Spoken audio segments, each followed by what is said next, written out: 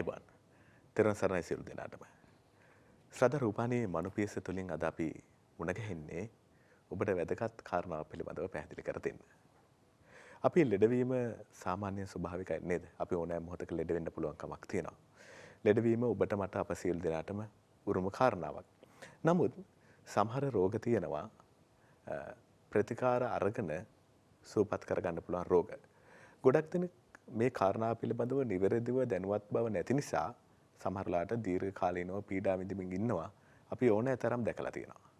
ඒ නිසා තියෙන කාරණාව තමයි බොහෝ දෙනෙකුට සුවපත් වෙන්න මඟ තියෙද්දී සුවපත් නොවි පීඩාකාරී විදියට තමන්ගේ ජීවිතය ගෙවමින් සිටින එක.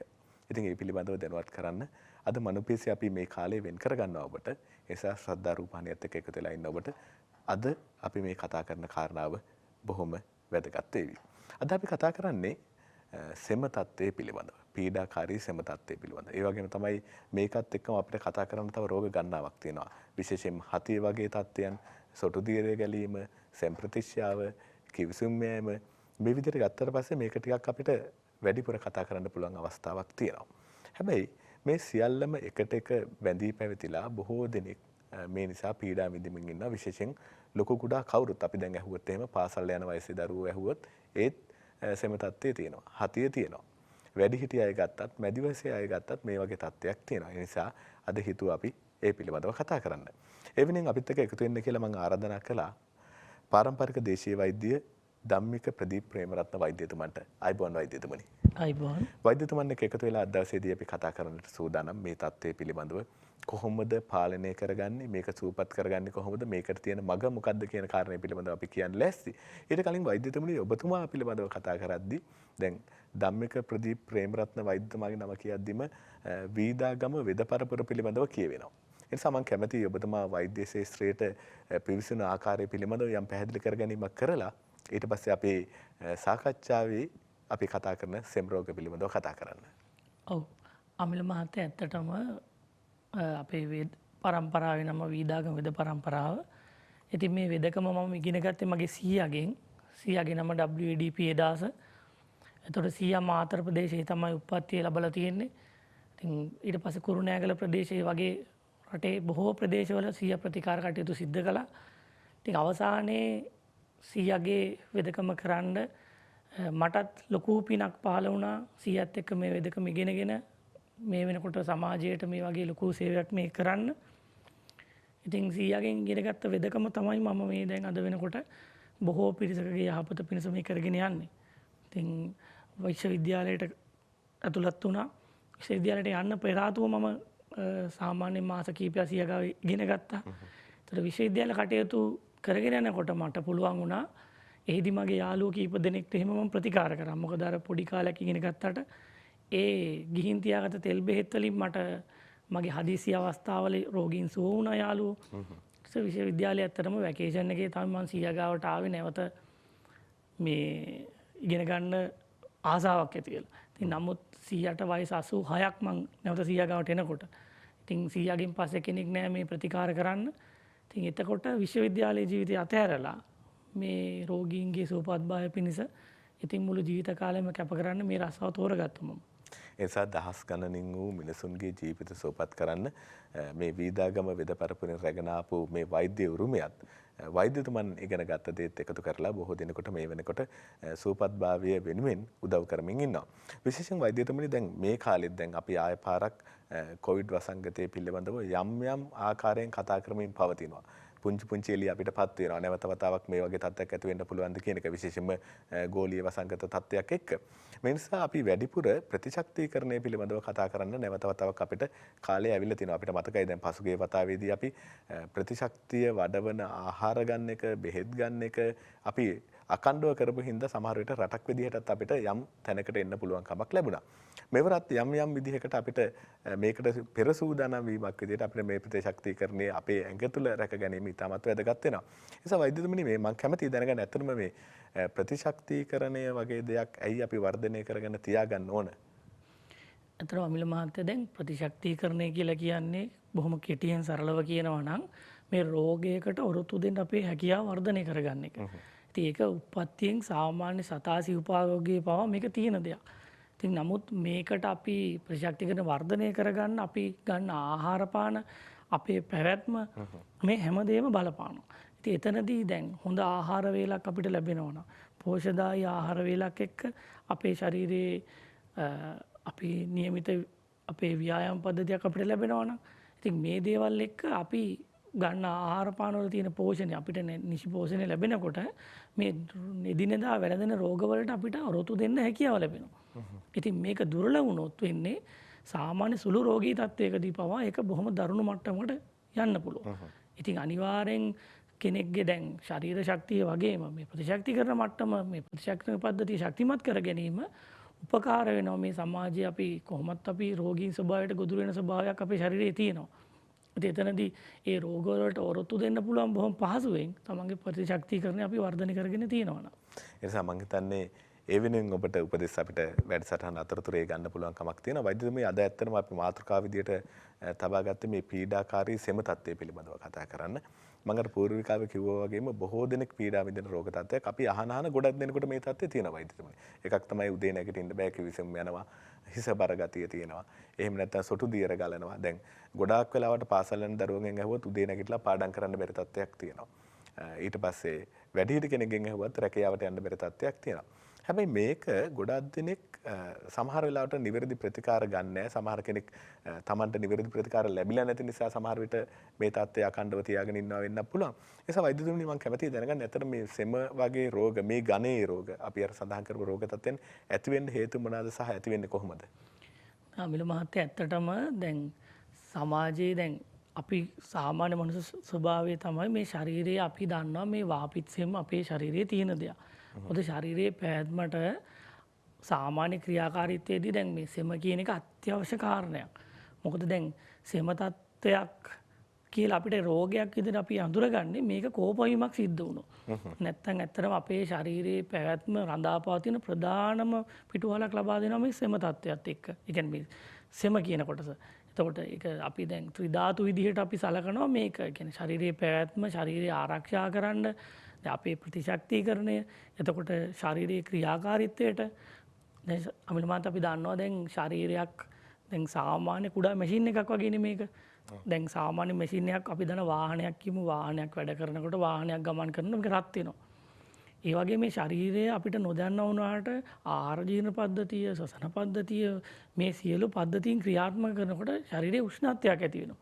ඒතර මේ උෂ්ණත්වය සමනය කරන්න පාලනය කරන්න උදව් වෙන්නේ මේ අපේ ශරීරයේ තියෙන මේ සෙම. එතකොට මුළු ශරීරය අර පණිවිඩ ගෙනියන එක. එතකොට මේ ප්‍රතිශක්තිකරණ පද්ධතිය මේ හැමදේම තීරණය වෙන්නේ මේ අපේ ශරීරයේ තියෙන මේ වාපිත් සෙම් වලින් සෙම් කියන කොටස හරියට ක්‍රියාත්මක වෙනවනම්.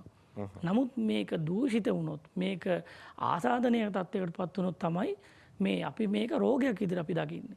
එතකොට දැන් අපි දන්නවා අපි ගන්න සමහර ආහාර පාන දැන් සීතල ආහාර වෙන්න පුළුවන්. එතකොට දැන් අයිස්ක්‍රීම් වගේ දේවල් නිතර ආහාරයට ගන්න එක වෙන්න පුළුවන්. ඊට අමතරව දැන් අපිට බාහිර පරිසරයෙන් අපිට ශ්වසන පද්ධතියට අපිට දූවිලි වගේ දේවල්. එතකොට වෛරස් වෙන්න පුළුවන්. ඊට අමතරව දැන් සමහරට දැන් මලක චූටි මලක තියෙන රේණුවකින් එන චූටි කුඩා අංශුවක් වෙන්න පුළුවන්. ඊට අමතරව දැන් පරිසරය වෙනස් වී.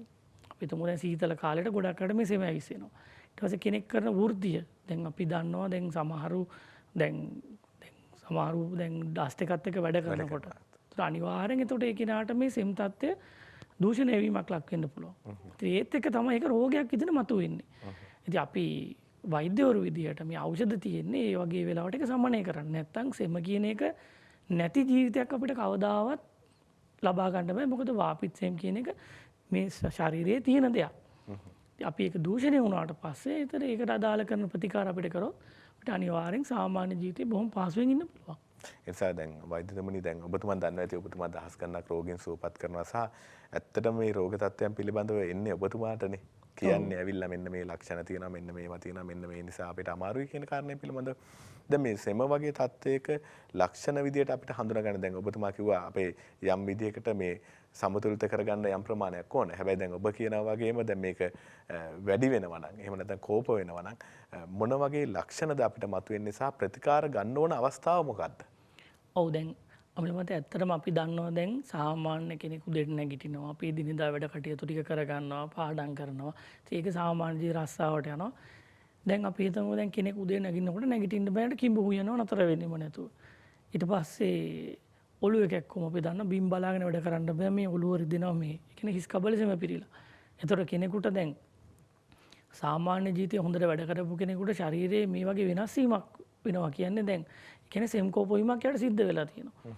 මොකද ඒක දැන් අපි දැන් මේ සෙම කියන එකේ බරපතලකම තමයි අපි හරි විදියට මේකට ප්‍රතිකාරයක් කරේ නැත්තම් අපිට වෙන්නේ මේක ටික කාලයක් යනකොට මේක තවත් දරුණු වෙලා කියලා සොසනාබාධයක් අවසානයේ අපි දන්නවා පහුගිය කාලේ මේ වසංගතත් එක්ක අපි කතා කරා මේ නියුමෝනියාව තත්ත්වය වැඩි වෙලා මරණය පව සිද්ධ වෙනවා. ඉතින් එතනදී අපිට අවශ්‍ය කරන්නේ අර මූලික අවස්ථාවේ හරි විදියට අපි ප්‍රතිකාරයක් කරොත් බොහොම පහසුවෙන් මේ තත්ත්වයන් සුව කරගන්න පුළුවන්. ඉතින් අර දැන් හදිස්සිය දැන් කෙනෙකුට උණ හිම්බිරිසාවක් එක්ක මේ වෛරස් එකක් ඇඟට ඇවිල්ලා නැත්තම් මේ පින්නේ තෙමිලා හිම්බිරිසාවක් හැදෙනවා කියන එක ඇත්තටම සාමාන්‍ය දෙයක්. නමුත් දැන් අපි දන්නවා මේ පීනස් වගේ රෝග තත්ත්වයන් දැන් ඒ දරුවන්ට වෙන්න පුළුවන් වැඩිහිටියන්ට මේ මුළු ජීවිත කාලේ පුරා ගොදුරු වෙන රෝගී තත්ත්වයක් නෙමේක. දැන් එතකොට අපි දන්නවා පාඩම් කරගන්න බෑ පාඩම් කරන ළමයින්ට. උදේට නැගිටලා වැඩට යන්න බෑ. දැන් ඇත්තටම දැන් ඔය අපිත් එක්ක කතා කරන ඔය අන්තර්ජාලය හරහා මේ අපි ඖෂධ ගෙන්න ගන්න බොහෝ පිරිසක් මේ ගැන අපිට කතා කරලා තියෙනවා. දැන් අපි හිතන්නේ නැති රෝග තත්ත්වයන් තියෙන අමිල මහත්තයා දැන් සමහර මේ වැඩිහිටියෝ ඉන්නවා එල්ලතුරේ මූණ හොද ගන්න බැරි. ඉතින් මේ වගේ තත්ත්වයකට මිනිස්සු ගොදුරු වෙනවා කියන්නේ ඇත්තට මේක බොහොම ඛේදනීය තත්ත්වයක්නේ. ඉතින් නමුත් ඒ සෙම් රෝග ආශ්‍රිතව නම් මේක මතුවලා තියෙන අපිට පුළුවන් අනිවාර්යෙන් ඒකට ප්‍රත්‍යක්ෂ විසඳුමක් ලබා දෙන්න. ඒ නිසා මම හිතන්නේ තව දුරටත් මේක පීඩා විඳින්මින් ඉන්නවද එහෙම නැත්නම් දැනුවත් වෙලා සුවපත් කරගන්න තියෙන පහසු ක්‍රමය සහ ඒ වෛද්‍ය ප්‍රතිකාර ලබා ගැනීම කියන කාරණේ පිළිබඳව. වෛද්‍යතුමන් කිව්වා වගේ දැන් අර සාමාන්‍යයෙන් කෙනෙකුට දැන් අපි ගෙදරදී වුණත් වැඩිහිටියෝ ඉස්සර කියන එකන්නේ දැන් ඔය හෙම්බිරිසාවක් වගේ දෙයක් හැදෙන්න ඕන. සෙම්ප්‍රතිශාවක් වගේ දෙයක් දරුවෙකුට හැදෙන්න ඕන. ඒක හැදෙන්නේ නැත්නම් තමයි ගැටලුව. මේ වගේ සාමාන්‍ය විදියට ගත්තොත් වෛද්‍යතුමනේ මොන විදියටද ඇත්තටම මේ වගේ තත්ත්වයක් ඇති වුණොත් අපි කොහොමද මුහුණ දෙන්න ඕන? සාමාන්‍ය දැන් උණක් ඇදලා දැන් අර වෛද්‍යතුමන් කිව්වා වගේ වැස්සකට තෙමිලා වෙන්න පුළුවන් නැත්නම් සෙල්ලම් කරන්න ගිහලා දූවිලි ගිහිල්ලා වෙන්න පුළුවන්. ඒ වගේ තත්ත්වයක් වුණොත් අපි ඒක සෙම තත්ත්වයක් විදියට ගන්න නැතුව කොහොමද ශනිකව අපිට මේක සුවපත් කරගන්න පුළුවන් විදිහක් අපි හොයාගන්නේ කොහොමද? ඔව්. ඇත්තටම අමිල මහත්තයා දැන් අපි දන්නවා දැන් මේ බටහිර වෛද්‍ය බොහෝ බටහිර රටවල් වල මේ සෙම වගේ දේවල් වලට එහෙම නැත්නම් හෙම්බිරිසාවකට නැත්නම් උණකට මේවට ඇත්තටම බෙහෙත් ලබා දෙන්නේ නැති තරම්. කියන්නේ දැන් අපි දන්නවා සාමාන්‍යයෙන් එදිනෙදා ඉන්න කෙනෙකුගේ ශ්වසන පද්ධතියට ආගන්තුක දෙයක් ඇතුළු වුණාම අපිට දූවිලි අංශුවක් වෙන්න පුළුවන් වෛරසයක් වෙන්න පුළුවන්. ඒතර ඒ කෙනාට අර මේ ඔය සෙම ගතිය ඇවිසීමක් එහෙම නැත්නම් කිවිසුම් යාමත් එක්ක හොටු දීර ගැලීමක් වගේ දේවල් සිද්ධ වෙනවා. ඉතින් ඒක අපි දැන් ආහාර ජීර්ණ පද්ධතියේ අපි දන්නවා දැන් අපිට ඒක හිතලා කරේ නැතුණාට ආහාරයක් ගත්තාම ඒක ජීර්ණ වෙලා අපේ මල විදිහට එළියට යනවා. ඒ වගේ දැන් ආගන්තුක දෙක ශ්වසන පද්ධතියට ආගන්තුක දෙයක් ඇතුළු වුණාම අපේ ශ්වසන පද්ධතියෙන් ඒකට නැවත ප්‍රතිවිරුද්ධ ක්‍රියාවලියත් එක්ක තමයි මේ ශ්ලේෂ්මල නිපද වෙන්නේ. ඉතින් එතනදී ඒක අපි ඒකට බය වෙන්න අවශ්‍ය නැහැ. ඉතින් එතනදී වෙන්න ඕන දැන් අපි දන්නවා සාමාන්‍ය ගෙදරදී අපිට පුළුවන් දැන් පස්පොන්කෝකගේ තම්බලා බොන්න පුළුවන් නැත්නම් මේකේ ඖෂධයක් පාවිච්චි කරන්න පුළුවන්. ඊට අමතරව දැන් අපි දන්නවා දෙහි කොළ ටිකක් වගේ දාලා. එහෙම නැත්නම් ඔය යකිනාරම් කොළ වගේ දාලා දුම් අල්ලන්න පුළුවන්. වාෂ්ප අල්ලන්න පුළුවන්. ඉතින් මේ දේවල් එක්ක උණු වතුර පාවිච්චි කරන එක. ඉතින් මේ දේවල් එක්ක අර මේ නියපොත්තෙන් කපන්න තියෙන එක පොරවෙන් කපන්න නොයා තමන්ගේ නිවසේදීම මේක සුව කරගන්න පුළුවන්. ඉතින් එතනදී අර දැන් වර්තමානයේ වෙනකොට දෙමව්පියන්ට දැන් කුඩා දරුවෝ ඉන්න විශේෂයෙන්. ඉතින් අර වැරදි මතයක් ගිහිල්ලා තියෙනවා දැන් මේ ශරීරයේ තියෙන මේ වගේ සාමාන්‍ය ස්වභාවික ක්‍රියාවලියකටත් බොහොම බය වෙනවා. විශාල ඖෂධ ප්‍රමාණයක් පස්සේ අපි දුවනවා. එතකොට වෙන්නේ අර දරුවන්ගේ තියෙන ප්‍රතිශක්තිකරණ පද්ධතිය ඇත්තටම දුර්වල වෙනවා. මොකද දැන් එතන අපි දන්නවා මිල මහන්ත දැන් ඔය යාචකයෝ ඉන්නවා අපි දැකලා තියෙනවා දැන් කුඩා දරුවෝ ඉන්නවා අහිංසක දරුවෝ සමහරට මේ ඔටු වැක්කිරිලා කහ පාට ඔය සමහරට ඒක සමහරට අපි දැකලා තියෙන ඕන තරම්. හැබැයි ඒ දරුවෝ ගාණක් නැහැ. ඔය වැස්සේ ඇති වෙන්න තිබෙනවා. දැන් දූවිලිත් එක සෙල්ලම් කරනවා. දැන් ඕක තමයි ස්වභාවය. ඉතින් ඒක වුණාම දැන් අපිට සාමාන්‍ය ජීවිතේ කොහොමද එදිනෙදා ඔය වගේ දේවල් මතුවෙන්න පුළුවන්. එතකොට පොඩි ප්‍රතිකාරකයක සුව කරගන්න පුළුවන්. අපි දැන් වෙලා තියෙනද අපිට පොඩි දෙයකටත් අපි ඖෂධ පස්සේ අපි යන්න ගියාට පස්සේ දැන් අර දරුවන්ට ප්‍රතිශක්තිකරණ පද්ධතිය දුර්වල වීමත් එක්ක සමහර විට ඉදිරියට යනකොට අර පොඩි ප්‍රතිජීවක ඖෂධ මදි වෙනවා. විශාල ඖෂධ ප්‍රමාණයක් ලබා ගන්නට. ඒක තමයි මේක රෝගී තත්ත්වයක් විදිහට දීර්ඝ කාලීන පීඩාව විඳින්නේ. ඉතින් අපි මේක සාමාන්‍ය ස්වභාවයක් කියන එක තේරුම් අරගෙන පුළුවන් තරම් අර ස්වභාවික අපේ සමාජයේ එදිනෙදා අපි පාවිච්චි කරන ඖෂධයකින් කොත්තමල්ලි ටිකක් තම්බල වෙන්න පුළුවන්. අපිට මේක සුව කරගන්න පුළුවන් නම් ඇත්තටම අර නිරෝගී සම්පන්න ජීවිතයක් අපිට ළඟා කරගන්න පුළුවන්. මම හිතන්නේ ඒ කාරණේ වැදගත්. මම ඒක ඇත්තටම ඇහුවේ වෛද්‍යතුමාගෙන්. දැන් ගොඩක් දෙනෙක් එක්කෝ මේක බරපතල රෝග තත්ත්වයක් විදියට ගන්න අවස්ථා තියෙනවා. එහෙම නැත්නම් වෛද්‍යතුමන් කිව්වා වගේ ටිකක් වැඩි ප්‍රතිකාර වලට යනවා. සාමාන්‍යයෙන් අපිට අත් බෙහෙතකින් නිවසේදී සුවපත් කරගන්න පුළුවන් තත්ත්වයක්. හැබැයි දැන් අද අපි කතා කරන සෙම තත්ත්වය හෝ පීනස තත්ත්වය හෝ හතිය තත්ත්වය නේද වෛද්‍යතුමනි දීර්ඝ කාලීනව පීඩා විඳින කෙනෙක් ඉන්නවා නම්. ඇත්තටම අපි ඉක්මනින් දැන් කළ යුතු දේ මොකද්ද? දැන් වෛද්‍යතුමනි දැන් ගොඩක් දෙනෙක් මේක සමහරලාට පීඩා විඳින්මින්ම ඉන්නවා. සමහරලාට කරගෙන කමක් නැහැ මේක මේ හැදෙන්න තිබ්බ කන්න කියලා ඒ දුක දරාගෙනම ඉන්න අවස්ථා තියෙනවා. ඒ නිසා වෛද්‍යතුමනි අපි ඇත්තටම අපි මේ වගේ රෝග තත්ත්වයක් බරපතල විදියට මේ වෙද්දි හැදිලා තියෙනවා නම් මොකද්ද ගන්න ඕන ක්‍රියාමාර්ගය? ඇත්තටම අමිල මහත්තයා දැන් ඔක බොහොම සංකීර්ණ වශයෙන් කතා කරන ඕන ප්‍රශ්නයක්.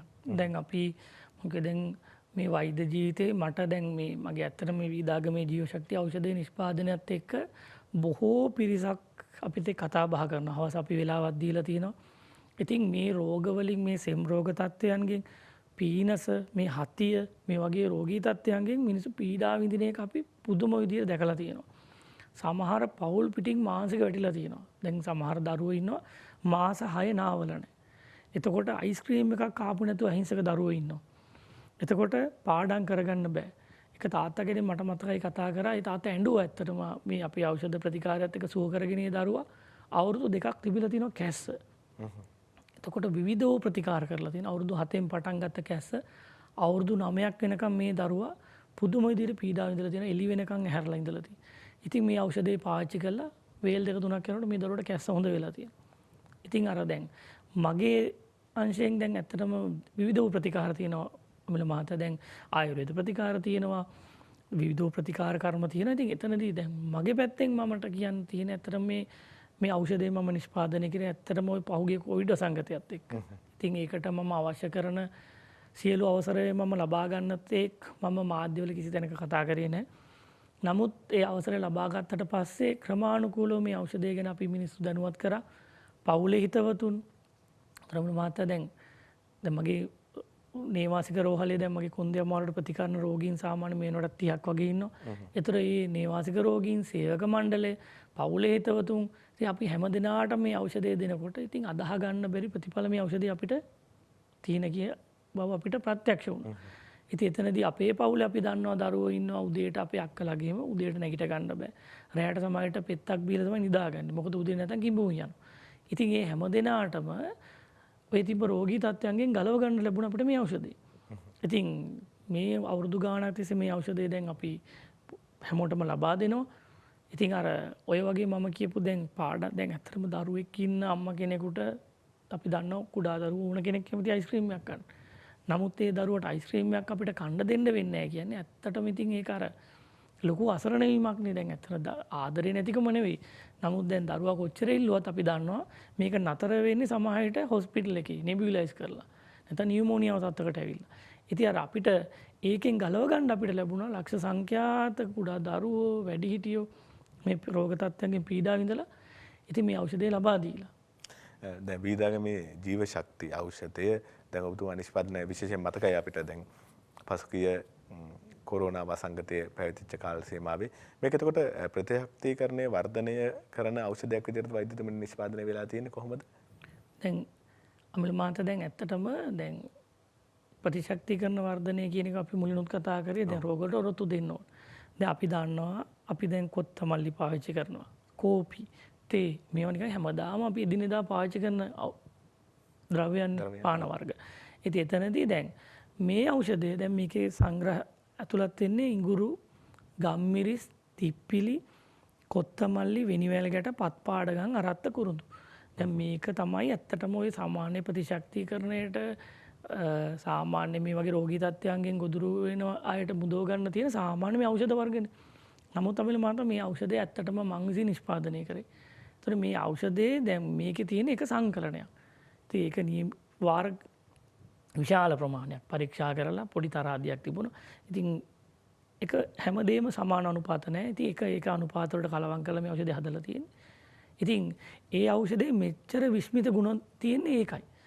එතකොට දැන් අර මේ ඖෂධීය පානයක් විදිහට අපි පාවිච්චි කරනකොට ලෙඩ නැතත් දැන් එහෙම පවුල ඕන තරම් ඉන්නවා අවුරුදු 3-4 ලෙඩ නැතුව මේ ඖෂධය පාවිච්චි කරනවා. ඉතින් යාළම කතා කරන දෙයක් තමයි වෙද මහත්තයා අනේ අපිට මේක එවන්න විදිහට දැන් අපිට මේක නැතුවම බැරි පානයක් වෙලා තියෙනවා. මොකද අර දැන් සමාජයේ අපි දන්නවනේ මේ වෛරස් රෝග මේ වෛරස් වුණ හැමදාම තියෙනවා. දැන් සමහරට එයාලත් එක්ක ආශ්‍රය කරන පවුල් වල අයට සමහරට මේක ගොඩක් දුර ගිහිල්ලා මේකේ හානිය. නමුත් පොඩි හිම්බිරිසාවකින් හරි ගිහිල්ලා මෙයාලට. ඉතින් අර ඒ ප්‍රතිශක්ති කරන වර්ධනය වෙලා. සමහර වැඩිහිටියෝ කතා කරනවා අපිට ඒක අම්මලා. දැන් ඒ අම්මලාට දැන් හුස්ම ගන්න බැරුව සමහරට ඇඳටම වෙලා විවිධ ඖෂධ අරගෙන සෑහෙන අමාරුවෙන් ඉඳලා තියෙනවා. අතුගා ගන්න බැරුව, වැඩක් කරගන්න බැරුව, මහන්සි වෙන්න බැරුව හිටපු අයට ඉතින් මේ ඖෂධය පාවිච්චි කරාට පස්සේ තමන්ගේ සාමාන්‍ය ජීවිතයට කියලා බොහොම පහසුවෙන් කටයුතු කරනවා. ඉතින් ප්‍රතිශක්ති කරන වර්ධනය කරගෙන. ඉතින් ඊට අමතරව දැන් අර ඇති වෙන රෝගී තත්ත්වයන්ගේ විශේෂයෙන්ම දැන් අපි කියපු දැන් කෙනෙකුට දැන් දීර්ඝකාලීන මේ සෙම් රෝග තියෙනවා. පීනස් රෝග මේ හතිය වගේ රෝගී තත්ත්වයන්ගෙන් ගොදුරු වෙනවා. විශේෂයෙන්ම ગેස්ට්‍රයිටිස් රෝගී තත්ත්වයට මේ ඖෂධය ප්‍රත්‍යක්ෂ ඖෂධයක්. ඉතින් දැන් මේ වගේ රෝගී තත්ත්වයන් ගණනාවකට අපිට පුළුවන් වෙලා තියෙනවා මේ ඖෂධයෙන් පිහිට ලබා දෙන්න.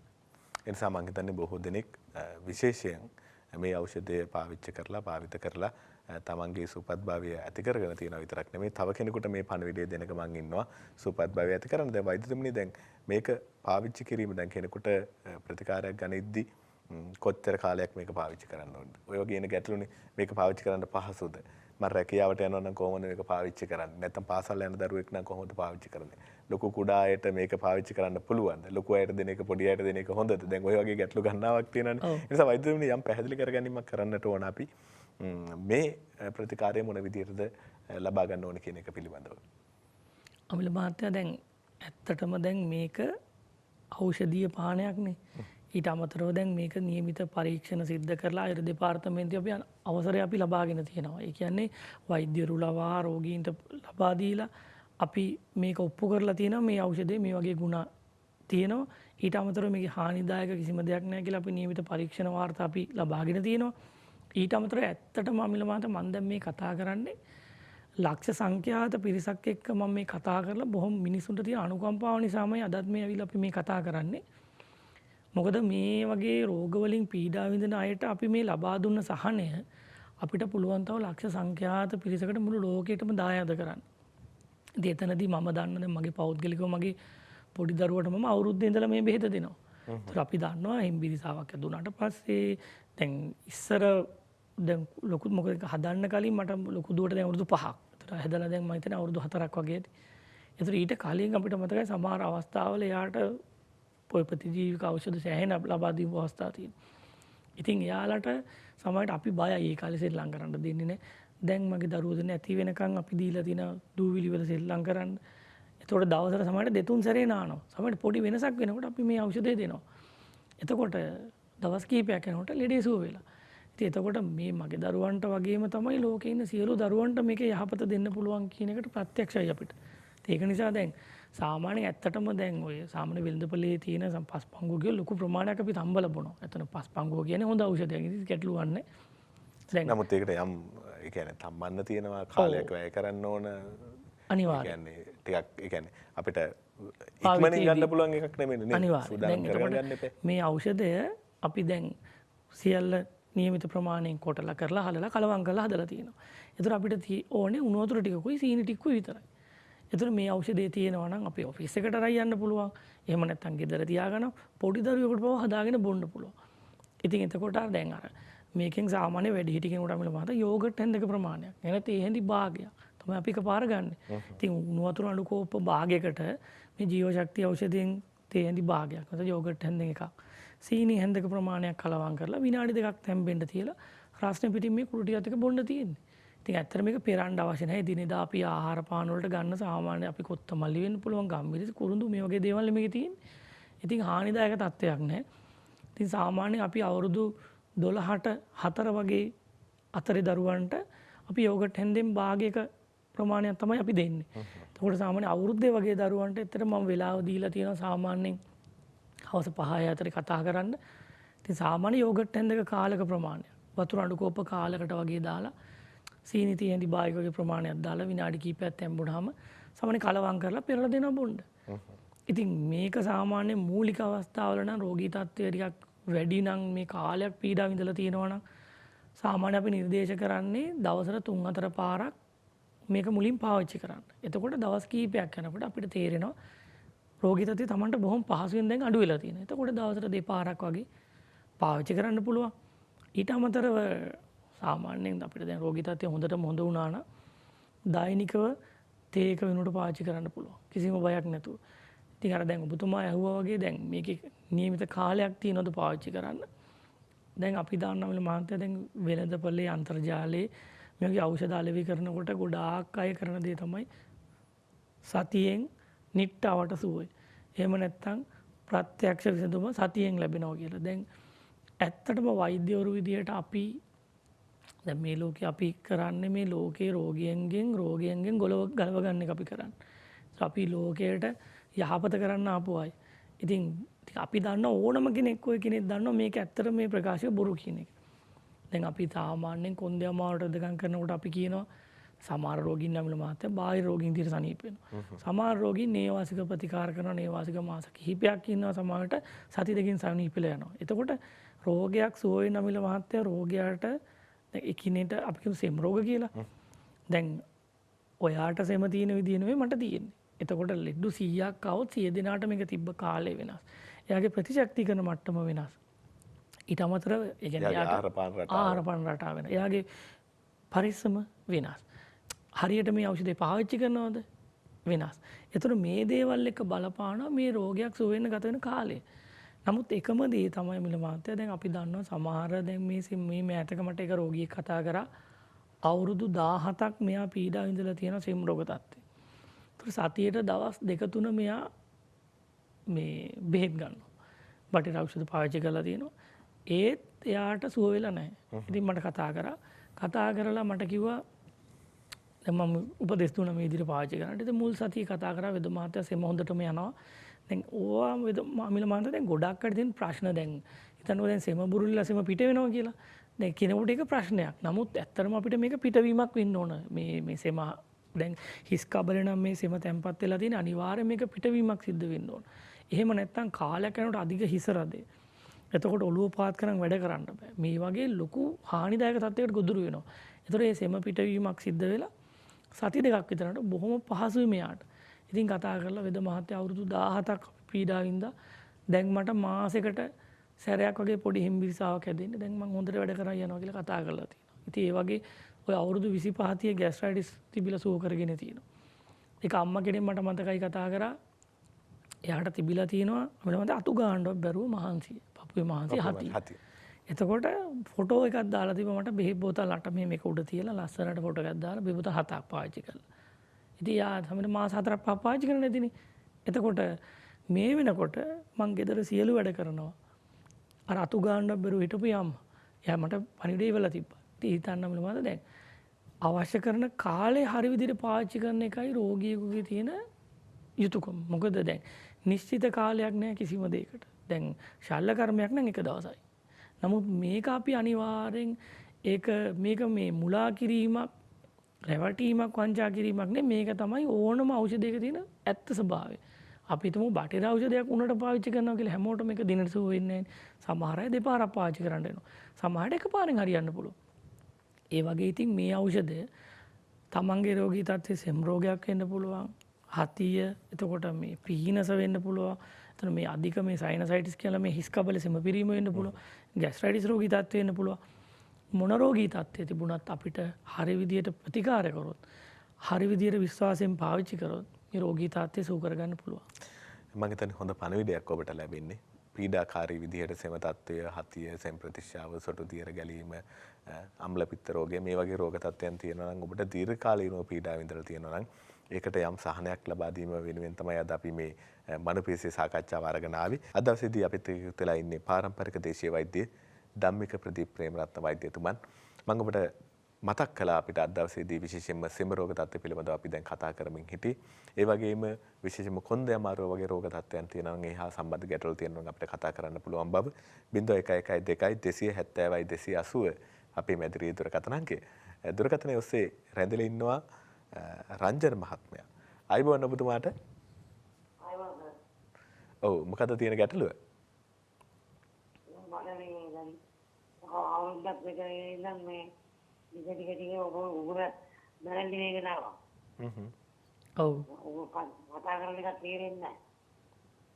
ඒ ගමන මේ ඔබ තමයි තේරෙන්නේ.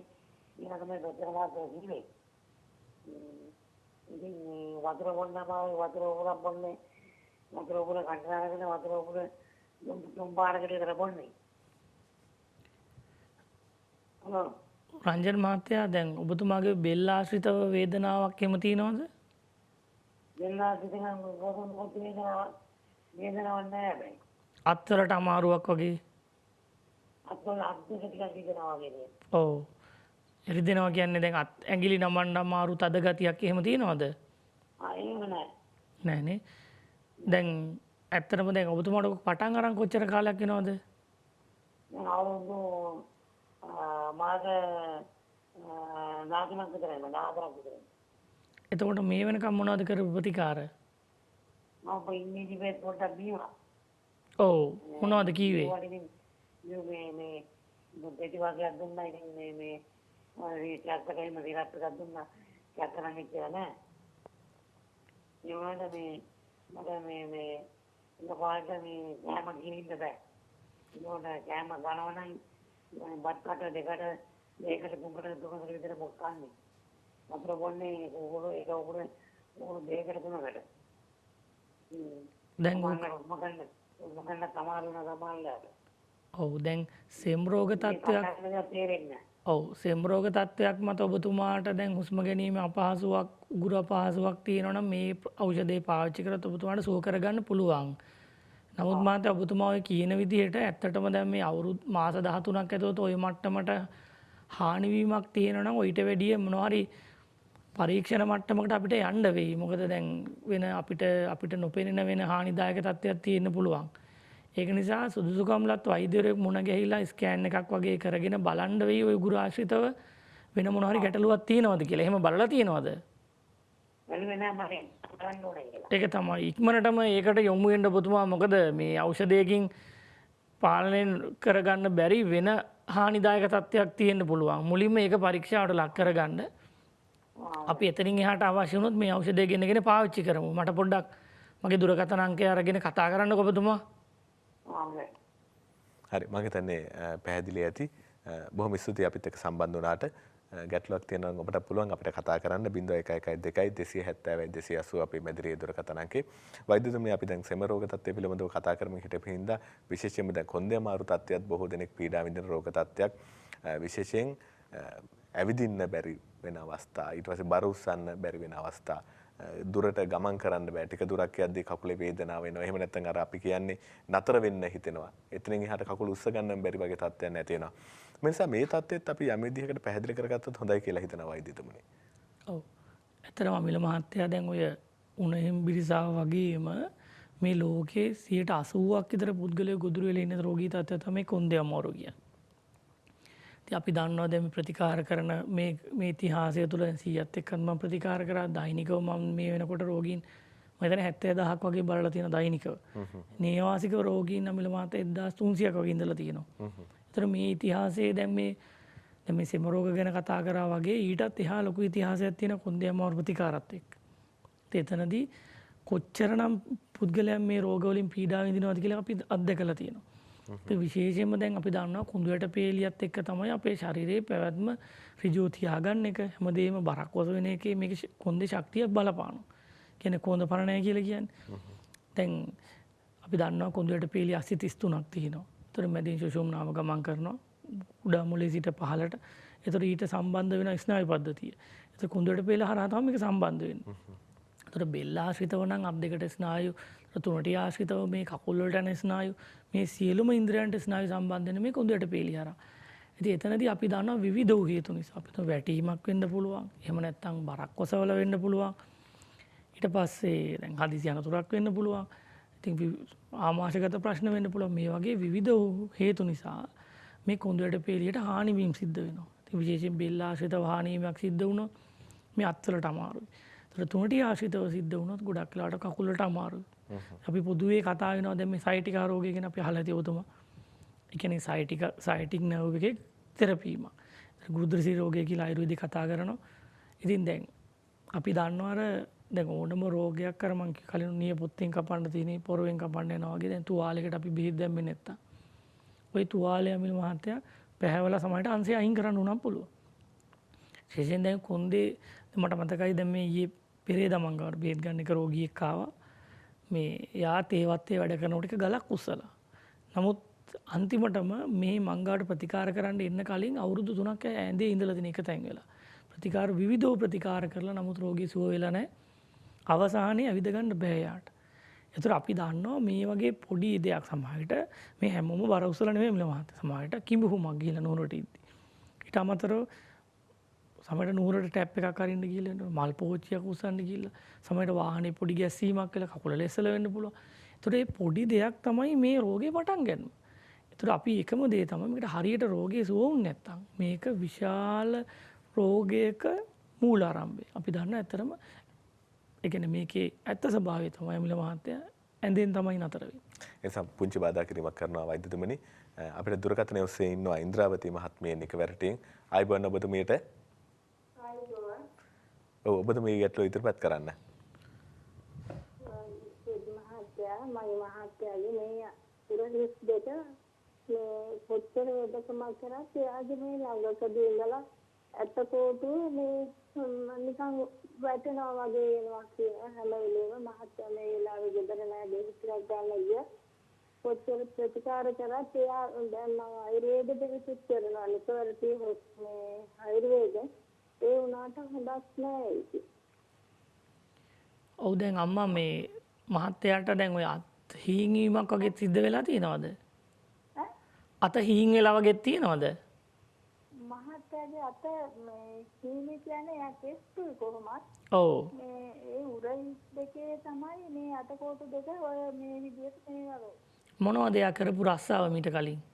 අනේ ගොවිතැන් කරේ මේ ඔව්. ගොවිතැන් කරා. දැන් ඇත්තටම ওই තාත්තගේ තියෙන රෝගී තත්ත්වයේ තින් සුප්‍රතිකාර කරන සුව කරගන්න පුළුවන් අපිට දැන් මුලින්ම අපි පරීක්ෂා කිරීමක් සිදු කරන්න ඕනනේ. ඒක නිසා හොඳම දේ තමයි තාත්තව වැඩ කරන දවසක මම අඟහරුවාදා සිකුරාදා ප්‍රතිකාර කරන්නේ අනිත් දවසක පොඩ්ඩක් එකගෙන ඇවිල්ලා පොඩ්ඩක් මාව මුණ ගැහෙන්න අපි බලලා කොට ප්‍රතිකාරයක් කරමු. මොන ගැහෙනා නම් ගොඩ මහත්තයා මං කොහාට දෙන්න ඕන? අමිල මහත්තයා ඔව් අවසානයේ අපි අවසානයේ දුරකථන අංකේ මතක් කරන්නම්. එතකොට දුරකථනයේ ඔස්සේ ඔබට සම්බන්ධ වෙලා මේ වැඩිදුර විස්තර ලබා ගන්න පුළුවන් බවත් අපි මතක් කරනවා. විශේෂයෙන් වෛද්‍යතුමනි දැන් අපි මේ කොන්දේ අමාරුව පිළිබඳව කතා කරමින් හිටියේ. බොහෝ දිනකට පීඩාකාරී තත්ත්වයක් බවට පත් වෙලා දැන් හේතු දැන් ඔබතුමා කිව්වා පුංචි හේතු දැන් සමහර විට අපි කවුරුත් හිතන්නේ නැති දේවල්. හැබැයි මේක ටිකෙන් ටික ගිහිල්ලා අවසානයේ ඔබතුමා කිව්වා වගේ ඇඳට වෙලා ඉන්න වෙනවා. නැත්නම් තව කෙනෙකුගේ උදව්වෙන් තමයි නැගිටලා යන්නේ. තව කෙනෙක්ගේ උදව්වක් ඕන තමන්ගේ වැඩ කටයුතු කරගන්න. මේ වගේ පීඩාකාරී තැනකට ඉන්නේ නැතුව මේ තත්ත්වයන් හඳුනා ගැනීම සහ නිවැරදි ප්‍රතිකාර සඳහා යොමු වෙන්නේ කොහොමද? දැන් සමහර විට ප්‍රතිකාර කරනවා මැලිවීමකුත් තියෙනවනේ. දැන් ගොඩක් දෙනෙක් එක්කෝ මම හිතන්නේ තෙල් බෙහෙත් බැඳගෙන ඉන්න වෙයි නැත්නම් පත්තු බැඳගෙන ඉන්න වෙයි ඔය වගේ ගැටලු වෙන්නත් පුළුවන්. කොහොම වුණත් අර ප්‍රතිකාරයේ ඔඩු දුවලා ඇඳට වෙනවට වඩා ප්‍රතිකාර ලබාගෙන සුවපත් වෙන එක තමයි හොඳ. අපි පොදුවේ මොන වගේ අදහසක්ද දෙන්න පුළුවන් වෛද්‍යතුමනි? දමිල මහත්තයා දැන් අපි දන්නවා දැන් කියන සසන පද්ධතියේ සාමාන්‍ය ස්වභාවයේ වෙනසක් අපිට දැනෙනවනේ.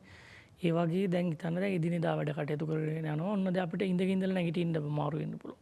ඊට අමතරව දැන් නැමිලා මොනවා හරි ගන්න බෑ කොන්දරි දෙනවා. නැත්නම් කකුලට අතට හිරියක් එන්න පුළුවන්. ඒතර මේ අනිවාර්යෙන් ස්නායු තෙරපීමක ආරම්භය. හිටගෙන ඉන්න බෑ. ඒතර විජාට ඉඳ ගන්න ඕන. එතකොට මේ වගේ එකක අනිවාර්යෙන් මේ ස්නායු සම්බන්ධ ප්‍රශ්නයක් තමයි මෙයාට මේ බලපාලා තියෙන කුඳුරට පෙළ. ඒතර එතනදී අපි මූලික අවස්ථාවේ රෝගය අඳුරගෙන හරි විදිහට ප්‍රතිකාර කරන සමහරට තෙල් ටිකක් ගාලා එහෙම නැත්නම් පොඩි තැවිල්ලකින් මේක සුව කරගන්න පුළුවන්. දැන් සමහර රෝගීන් ඉන්නම දැන් හදිසි ඇක්සිඩන්ට් එකක් වෙන්න පුළුවන්. එහෙම නැත්නම් ලොකු බරක් උස්සන්න ගිහලා සමහර රෝගීන් ඒ වෙලෙම ඇවිද ගන්න බැරි වෙනවා. එවෙල්ලෙම පටන් ගන්නවා පොඩි ගැස්සීමක් එක්ක පුදුම වේදනාවක් ඒක නතර කරන්න බැරි. එළි වෙනකන් ගෑ ගහනවා. ඒතර ඒ වගේ රෝගීන්ට අපිට අනිවාර්යෙන් අමිල මහත්තයා ක්ෂණික ප්‍රතිකාර අනිවාර්යෙන් අපි සිද්ධ කරන්න ඕන. නැත්නම් ඒක අනිවාර්යෙන් ලොකු හානිදායක තත්යකට පත් වෙන්න පුළුවන්. ඒක නිසා අර දැන් අර මූලික අවස්ථාවේ වඳුරගත්තාම ඒක ප්‍රතිකාරයට යොමු වීම තමයි අනිවාර්යෙන් ඒක වටින්නේ. මොකද දැන් අපි අත්දැකීමෙන් දන්නවලු මහත්තයා ඒක මම එකයි කිව්වේ දැන් මේ හැමදේම අපි කතා කරන්නේ මේ රෝගීන් කෙරේ තියෙන අනුකම්පාවෙන්. කියන්නේ මොකද මේකේ තියෙන හානිකදායක තත්ත්වය රෝගියා තේරුම් ගන්නවා නම් රෝගියා කවදාවත් මේ වගේ දේවල් වලට එක මොහොතක්වත් පරක්කු කරන්නේ නැහැ. මොනියම්ම ප්‍රතිකාර ක්‍රම තියෙනවා. ඒ ප්‍රතිකාර ක්‍රමයකට ගිහිල්ලා හරි විදියට මේක සූ කරගත්තේ නැත්නම් අනිවාර්යෙන් තමන්ගේ ඉදිරි ජීවිතේ ඒ කියන්නේ තමන්ගේ සියලු කටයුතු අවහිර වෙනවා මේ රෝගී තත්ත්වයන් එක්ක. ඒක නිසා ඉක්මනින්ම ප්‍රතිකාරයකට යොමු වෙන එක තමයි වැදගත්. ශ්‍රේයානි මහත්මිය ඉන්නවා දුරකථනයේ ඔස්සේ මිනිගමෙන් තමයි අපිත් එක්ක සම්බන්ධ වෙන්නේ. ආයුබෝවන් ඔබතුමියට. ඔව් තෙරුවන් සරණයි. ඔබතුමියට තියෙන ගැටලුව ඉදිරිපත් කරන්න. තෙරුවන් සරණයි මම වෛද්‍යතුමාගෙන් දැනගන්න ඕනේ. දැන් මහත්තයාට මාස දෙකක් විතර මේ බඩේ දැවිල්ල තියෙනවා කනකොට නිකන් බඩේ ඇවිලෙනවා වගේ කියලා කොන්ද කැප්පුම තියෙනවා. ඔව් මට දැනගන්න ඕනේ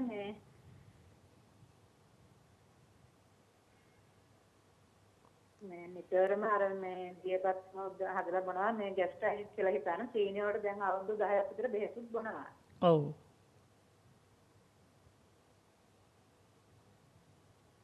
ඔව් අම්මා දැන් අම්මගේ ප්‍රශ්නේ ඒකට මට දැනගන්න ඕනේ මේ බෙහෙත් මේ මහත්තයාට හරියයිද කියලා දැන් ඔය දීර්ඝායු සත්‍ය බෙහෙත හරියයිද කියලා මම දැනගන්න ඕනේ. ඔව් දැන් ગેස්ට්‍රයිටිස් රෝගී තත්ත්වයක් නම් තියෙන්නේ දැන් බඩ දැවිල්ල උගුරට එන ගතිය බඩ පුරලා දාන ගතිය වගේ තියෙනවා නම් තාත්තට ගොඩක් වෙලාවට ඒක ગેස්ට්‍රයිටිස් රෝගී තත්ත්වයක් වෙන්න පුළුවන්. දැන් නමුත් මෙයාගේ දැන් මේ කොන්ද දැන් බඩ ඇතුළ තද කිරීමක් වගේ තියෙනවද එයාට?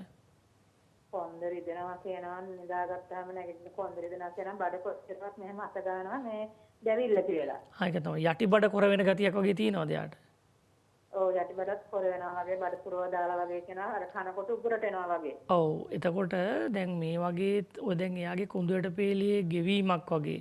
එතකොට කාඩ්ලේජ් මඩල වියලීමක් වගේ තියෙනවා නම් දීර්ඝ කාලිනව මේක පැවතුනොත් එතකොට අස්ථි දිරායාමක් වගේ සිද්ධ වෙනවා.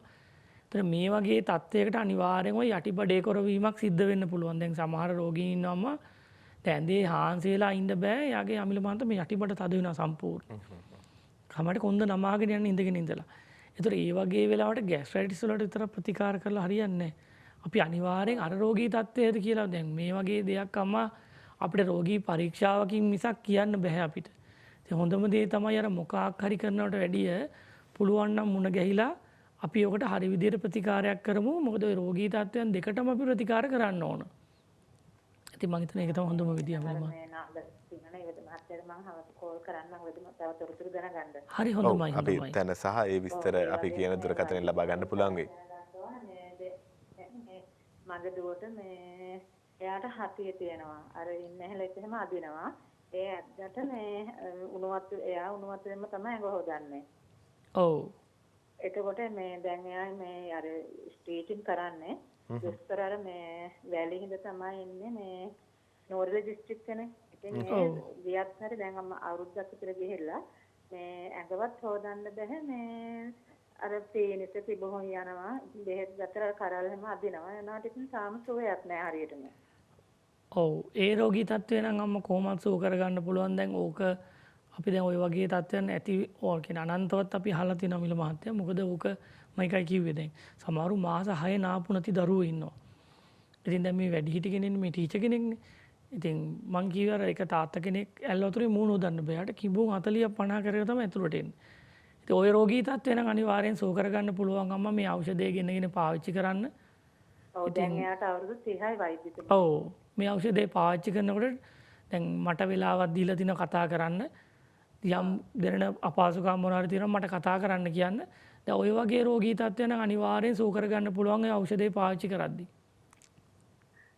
හොඳයි වෙති මහත්තයා. හරි බොහොම ස්තුතියි අපිට කතා කරාට 0112 280 අපේ මැදිරි දුරකථන අංකය සෙම තත්ත්වය පිළිබඳව අපි දීර්ඝ වශයෙන් කතා කරා. ඒ වගේම කොන්දේ අමාරු තත්ත්වය.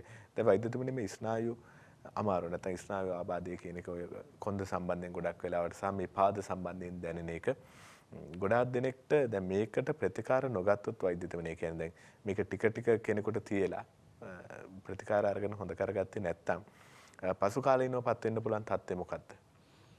අමිල මහත්තයා ඇත්තටම දැන් ඔකට මම එක උදාහරණයක් කියන්නම්. එක තාත්තා කෙනෙක් මාතර ප්‍රදේශයේ. දැන් මම ඈතක මං ගාව හිටියා. තාත්තට අවුරුදු 67 දී තමයි මං ගාවට ආවේ. ඇවිද ගන්න බැරුව ආවේ. එතකොට එයා ඔය ගල් වැඩපලක් එයාගේ තියෙනවා. කළු ගල් මේව එකක්, ගල් ක්‍රෂර් එකක්. එතකොට ඩෝසර් වැඩ කරනවා. ලෝරිය එලවනවා. සියලු කටයුතු කරා.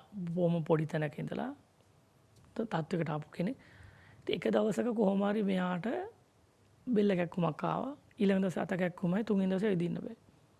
එතකොට මේ තාත්තට ශල්‍ය කර්මයක් සිද්ධ කරලා තියෙනවා. ධනිෂ් ආශ්‍රිතව සිද්ධ කරලා තියෙන ලක්ෂ 20 ගණක් වගේ වියදම් කළා. ඉතින් ඒක වෛද්‍ය ක්‍රමයේ ස්වභාවයනේ. නමුත් බෙල්ල ආශ්‍රිතව පරීක්ෂා කරලා කියලා තියෙනවා මේකට නම් අපිට කරන්න දෙයක් ඇත්තෙම නැහැ කියලා. මොකද වෙලා තියෙන හානිය එච්චර වැඩි. ඉතින් මං ගාවට ආවා. අමිල මහත්තයා දැන් අපි ගාව වීඩියෝස් තියෙන. ඒ තාත්තා මුලින් නෑ විදින්නම් බෑ. එතකොට මුත්‍රා කරන කටයුතු ඒ සියලු කටයුතු ඇඳේමයි යා කරේ. මොකද නැගිට ගන්න බෑනේ. අද වෙනකොට ඒ තාත්තා බයිසිකල් පදින්න පුළුවන් තත්ත්වයට අරන් තිනවා අපි.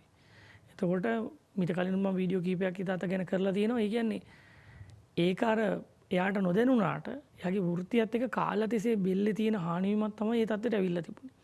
ඊට අමතරව දැන් අපි දන්නවා දැන් මම මේ කියන්නේ දැන් තුනටි ආශ්‍රිතව තියෙන රෝගීන්ට බෙල්ල ආශ්‍රිතව මේ ස්නායු තෙරපීම් තියෙන රෝගීන්ට අමිල මහත්තයා මේ අපි දන්නේම නැතුව මේ අත් හීන් එනවා.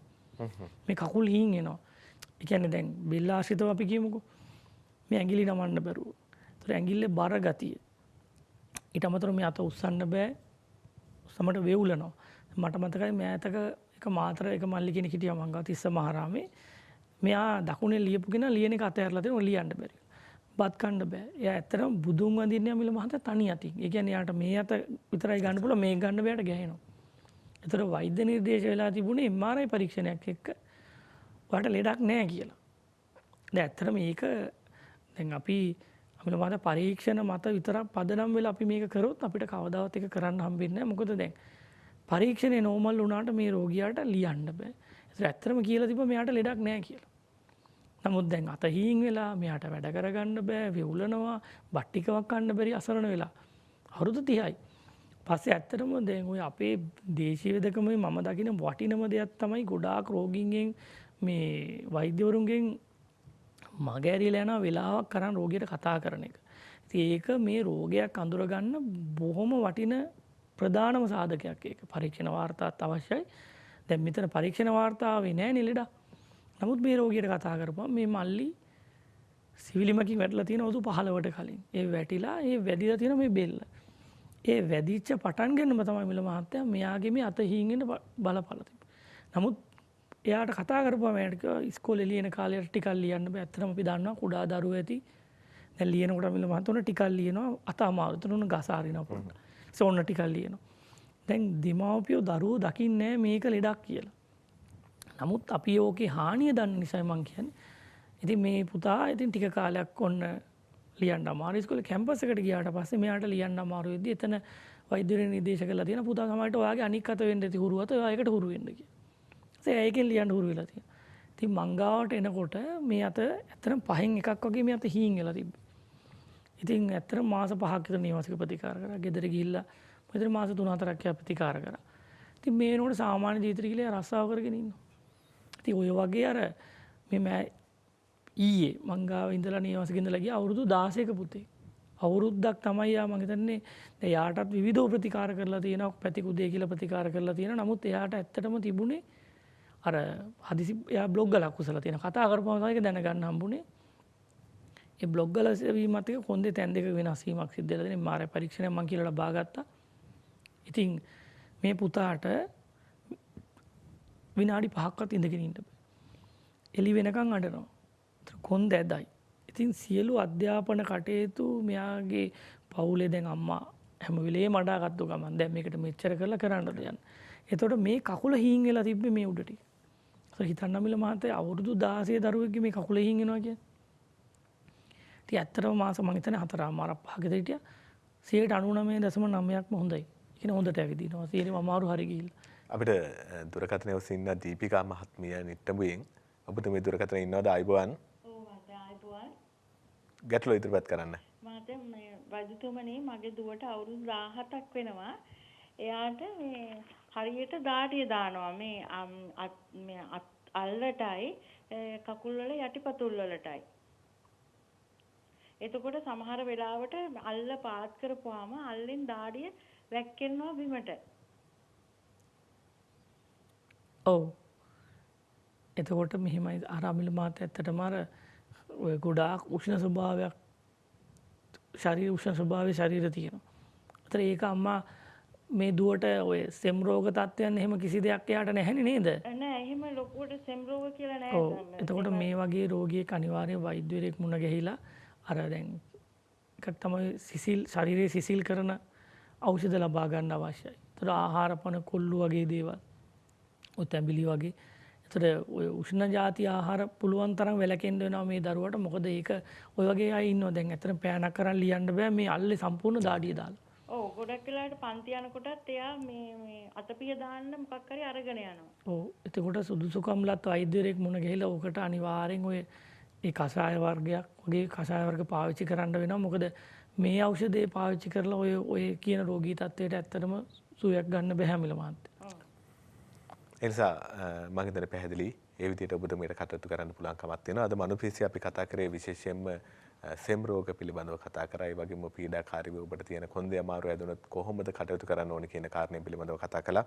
අපිත් එක්ක එකතුනේ පාරම්පරික දේශීය වෛද්‍ය ධම්මික ප්‍රදීප් ප්‍රේමරත්න වෛද්‍යතුමන් විශේෂයෙන්ම වීදාගමේ ජීව ශක්තිය ඖෂධය සෙම් රෝග තියෙන කෙනෙකුට, හතිය තියෙන කෙනෙකුට, අම්ල පිත්ත රෝග තියෙන කෙනෙකුට, සොටු දීර ගලන කෙනෙකුට, සම්ප්‍රතිශ්‍යාව තියෙන කෙනෙකුට බොහොම හොඳ ඖෂධයක්. ඒ පිළිබඳව පැහැදිලි කිරීම ඔබට කරා. විශේෂයෙන්ම වෛද්‍යතුමන් සම්බන්ධ කර ගන්නවා නම් ඉදිරියේදී කීප දෙනෙක්ම විස්තර අහපු නිසා අපි දුරකථන අංකය මතක් කරන්නම්. 037යි 205යි 11යි 48 037යි 205යි 11යි 48 වෛද්‍යතුමන්ගේ දුරකථන අංකය. වෛද්‍යතුමන්ට කතා කරලා මුණ ගැහෙන්න වෙලාවක් ඔබට වෙන් කර ගන්න පුළුවන් කමක් තියෙනවා. ඒ වගේම තමයි වීදාගමේ ජීවශක්ති ඖෂධය ඔබ ගෙන්න ගන්නවා නම් ඒ පිළිබඳව වැඩිදුර විස්තර ලබා ගන්නවා නම් මෙන්න මේ දුරකථන අංක වලට කතා කරන්න පුළුවන් කමක් තියෙනවා. 070යි 633යි 5යි 633. එහෙම නැත්නම් 070යි 655යි 9යි 655 කියන මේ දුරකථන අංක වලට කතා කරලා ඔබට වැඩිදුර විස්තර ලබා ගන්නත් ඒ වගේම මේ ඖෂධය ගෙන්න ගන්න කටයුතු කරන්න පුළුවන් කමක් තියෙනවා. එහෙනම් වෛද්‍යතුමනි අපිට වැඩසටහන නිමා කරන්න කාලය ඇවිල්ලා තියෙන්නේ. පොදුවේ අපි පණිවිඩයක් දෙන ගමන් අපි වැඩසටහන අවසන් කරමු. කොහොමද මේ සෙම් තත්ත්වයන් පාලනය කරගන්න සහ ඉදිරියේදී ඇති වෙන තත්ත්වයක් ඇති වුණොත් ඇත්තටම මේ ප්‍රතිශක්තිය වර්ධනය කරගෙන කොහොමද අපි ඉදිරි කටයුතු කරගන්නේ කියලා. ඔව් අමිල මහත්තයා ඇත්තටම දැන් මේ කාලේ මේ කතා කරන ප්‍රතිශක්තිකරණ වර්ධනය කරගන්න. ඒතර අපි දන්නවා රෝගී තත්ත්වයක් මතුනොත් මේක සුව කරගන්නනේ අපිට විසඳුමක් අවශ්‍ය වෙන්නේ. දැන් අපිට කවුරු හරි කියනවනේ මේ ඖෂධය බොන්න ඔයාට ජීවිතේටවත් සෙම හැදෙන්නේ නැහැ. ඔයාට ජීවිතේට වෛරසයක් හැදෙන්නේ නැහැ කියලා ඇත්තට මේක මුසාවක්. කවදාවත් ඒක සිද්ධ වෙන්නේ නැහැ. නමුත් අපිට පොදුවේ දැන් සමාජයකට මේ වගේ ඖෂධයක් මේ වගේ ඖෂධ තියෙනවා.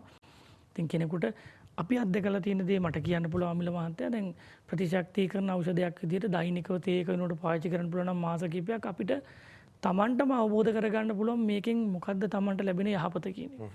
එතකොට වෙනදට වැඩිය ශාරීරික ශක්තිය, තමන්ට හොඳට නිින්ද යනවා, තමන්ගේ ආහාර ජීර්ණය හොඳට පහසුයි. එතකොට වෙනදට වැඩිය මහන්සියෙන් හොඳට වැඩක් කරගන්න පුළුවන්. එතකොට ඒක ලැබෙන ඖෂධයේ පාවිච්චියට ප්‍රතිශක්තිකරණ ඖෂධයක් විදිහට.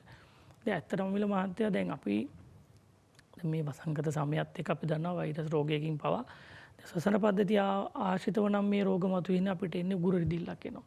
අපිට උගුර රිදිල්ලක් අපිට එනකොට අපිට අඳුර ගන්න පුළුවන් උගුර රිදිල්ලක් තියෙනවා කියලා. එතකොට මේ ඖෂධයේ gedara තියෙනවා නම් වෙද මහත්තයෙක් gedara ඉන්නවා වගේ තමයි අමිල මහත්තයා අපි මේක ඔප්පු කරලා තියෙනවා ලක්ෂ සංඛ්‍යාත පිරිසකට දීලා ඒ නියමිත මාත්‍රාව දවස් කීපයක් පාවිච්චි කරන දවස් කීපයකින් රෝග ලක්ෂණ සුව කරගන්න පුළුවන්. එතකොට සමහරට හිම්බිරිසාවක් ඇවිසීමක් වෙන්න පුළුවන්, කිඹුමක් වෙන්න පුළුවන්. එතකොට ඔළුව රෙදිල්ලක් එන්න පුළුවන්. හදිසි අපිට උණග තියෙනවා කියලා. ඒත් පැය 6න් 8 වගේ මෙහෙම බෙහෙත බොනවා නම් දවස් කීපකින් සුව කරගන්න පුළුවන්.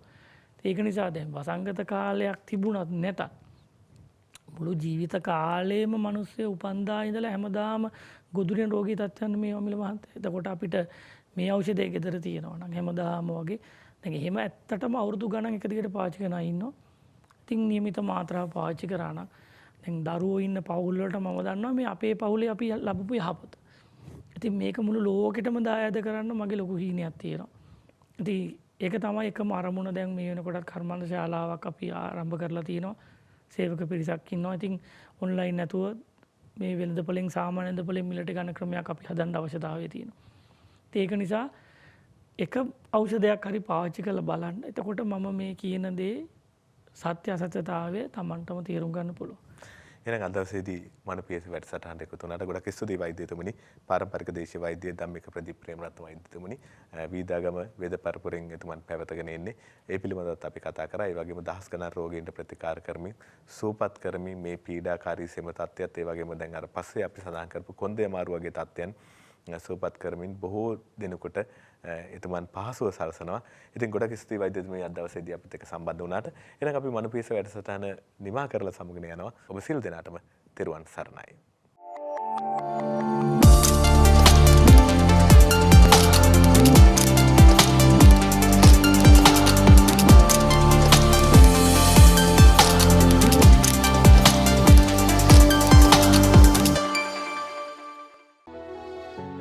මෙවැනි වටිනා ඔවදන් සහ දැනුම් සම්භාරයක් රගත් නවතම වීඩියෝ නැරමීම සඳහා ඔබත් දැන්ම සොයුරු YouTube චැනලේ සබස්ක්‍රයිබ් කරන්න.